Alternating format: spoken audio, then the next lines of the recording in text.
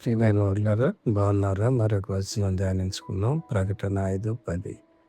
మా దేవునికి వారిని ఒక రాజ్యముగాను యాజకులనుగాను చేసేతివి గనుక వారు భూలోకమందు ఏలుదురని కొత్త పాట పాడుదురు.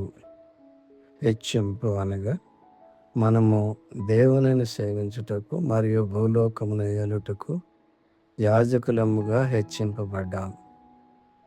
రాజ్యము మరియు యాజకులు అనగా మనము దేవుని రాజ్యమునకు యాజకులముగా ఏర్పరచబడ్డాం.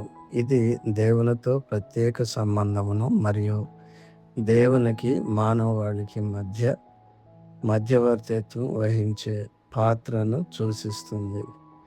భూలోకమును పరిపాలించుటనగా మనము ప్రభువైన యేసుక్రీస్తు అధికారంలో పాలు పొందుతాము మరియు ఆయనతో కూడా పరిపాలిస్తాము. ముఖ్యంగా 1000 ఏళ్ల పాలనలో ఆయనతో కూడా పరిపాలిస్తాం. ఆత్మీయ రూపాంతరము అనగా ఇప్పుడు దేవుని రాజులైన యాజక సమూహంలో ఉన్న విశ్వాసులు ఆత్మీయంగా రూపాంతరము చెంది హెచ్చింపబడతారు.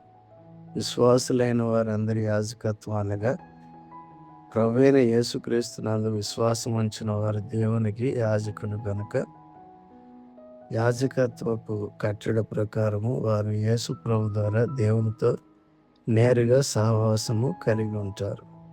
ప్రభు మిమ్మల్ని దీవించునుగాక. ఆమేన్.